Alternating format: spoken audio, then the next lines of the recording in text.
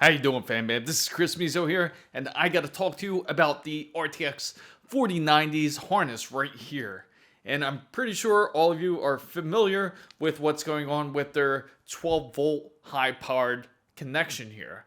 Now, the problem lies not only in this wiring, but if you see the four connections here for your PCI Express and how it goes right here to the 12-volt high-power connection, if you peel back this layer here, it's the wire is pretty thin. So a lot of you probably have questions. Is that the reason why these wires are shorting? Is it really a problem that nvidia produced? And I gotta say, it is partially part of it.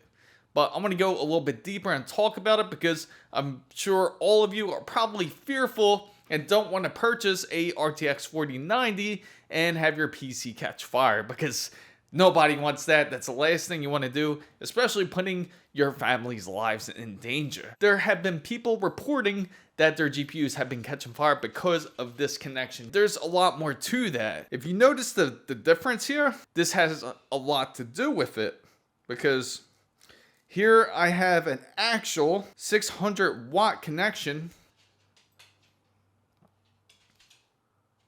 What that connection is. It is a much different approach to what nvidia has to offer when it comes with their higher powered PCI Express 5.0 connection. When you do plug in this RTX 4090, it does draw about 75 watts of power from the PCI Express bus. And then on top of that, you subtract the 75 watts of power from 600 watts. And that gives you 525 watts. In order to get the amperage, you have to divide the 525 watts from 12 volts. And what does that get you? That gets you 43.75 amps. You divide that by 6 pins. And then it totals out at 7.29 amps. In order to get the proper wire thickness, you have to make sure that you have at least 18 gauge if you check out this chart. Now, the amperage isn't that high. You don't really need a really thick gauge. 18 gauge is good enough in order to give power.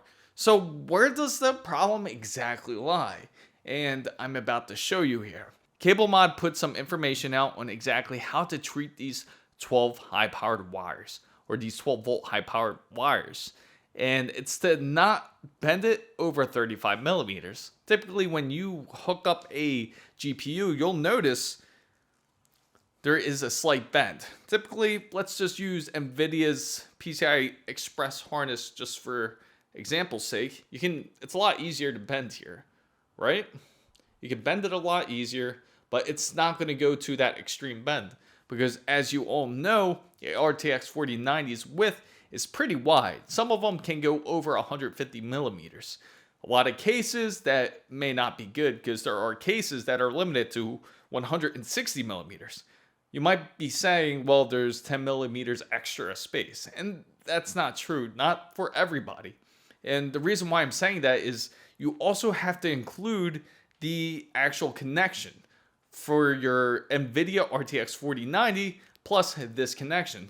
So not only are you hooking up your PCI Express connection here, but then you also have to plug this in. Once you get to this part, it has up to 16 pins, as I just showed you earlier. And then when you try to bend it, you notice the flexibility is a lot less.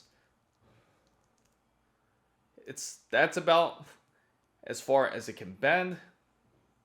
And you can see it adds like maybe about 10 to 12 millimeters extra if you want to bend it properly into your case here.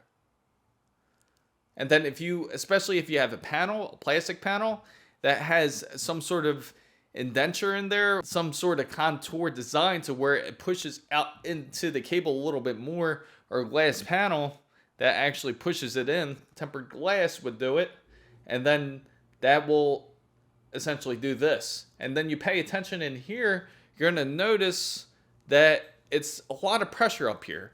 A lot of your pressure is going to be up here. We all know how fulcrum work. How it works is the more further back you get, even though, just say your case can just barely fit this in, the more closer you get to the stiffer area, the more leverage you're actually putting onto here. And the more leverage you push onto this wire, the more of a chance that you can put these pins out of line, essentially causing a short. The thing about electricity is when you have these wires get a little bit more loose, it will have a high amount of resistance. If it has a high amount of resistance, that equals out to a high probability of causing a fire because it just practically shorted. So any chance that you actually install this type of cable, there's more than likely not as much wrong with the cable as it looks. It's more about the bending and pulling these pins out of line. The more chance of a short that you can get, the more chance that you can not only burn out the wire, you can also burn out your harness, damage your GPU, and even damage your PC. And that's the last thing you want. And the reason why I also brought this out is because you can compare the flexibility. Now, if you notice, this is 16 wires packed up against each other. Now, if you notice the difference between, just say, these 8-pin wires, you have a lot less wires bunched up. So you get a little bit more flexibility out of it. Now you're concentrating all your 18 gauge wires together. You're concentrating all your 18 gauge wires together, whether it's it looks about 18 or 16 gauge from what it looks like. And when you concentrate these wires, you can see how stiff it is already.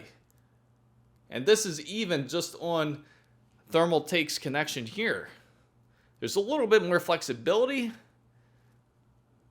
The heat shrink's really holding it right here. And you can bend it. Just like this. But not a lot. You can just bend it probably here. And it doesn't really make that much of a difference, even if you get a RTX 3.0 PSU. So what can you exactly do to resolve a problem like this? Especially if you are planning to get NVIDIA's RTX 4090. And it's relatively easy. There's two methods that you can do. If you're familiar with terminal packing, which is similar to weather packing, if you ever done one of those, which practically means you get a crimper tool and you get these wires, you get a wire stripper, you shave it, you put the metal connection onto the end of the wire, and then you crimp it on there. Once you crimp that terminal onto there, then you can, after you're done, you slide this on and it actually will lock into place. Now, the hard part about doing that is making sure that you properly do it. I wouldn't recommend to do it, especially if you're not familiar with crimping wires. But if you aren't, that's okay, because cablemod actually came out with a great idea, which is a right-angled harness, which will prevent a lot less leverage and a lot less chance of those wires being pulled out. And I also have the link right down in the description box down below if you're interested in them. It hasn't been released yet, nearly flush with the GPU. It's a great idea for them to do that. Is it all of NVIDIA's fault to do this? And I gotta say partially, because really they should be the ones making these right-angled connections for everybody that's out there for the mass market. It shouldn't be necessary to invest into a wire harness if you don't need it. I do gotta mention that there is some great news for your AMD Radeon fans who are waiting for the November 3rd release, and there is some official news about their power connections. This new 12-volt high-powered connection, you may not have to worry. Scott Herkelman, who is the vice president of AMD, mentioned that he is not aware of AMD's newest GPUs to contain these 12-volt high-powered connections where they are for PCI Express 5.0. They may continue with the traditional PCI Express connection, so that makes it a lot easier for everybody out there who is worried about upgrading their PSU. More than likely, you may not have to. If you found this content very useful, make sure to give it a thumbs up. If you know anybody else who is into PC and tech, make sure you share this video with them. And also, if you're not part of the big wonderful fan band, make sure you go down and hit the subscribe button for more. And don't forget to hit the notification bell. And for all the newest updates, make sure you follow my Instagram, which is the same as my Twitter and TikTok as well. So FanBam guys, I hope this helped answered any questions. If you have any more questions, feel free to ask down below because I love hearing from you guys. Thank you guys so much for watching. This is Chris Mizo signing out.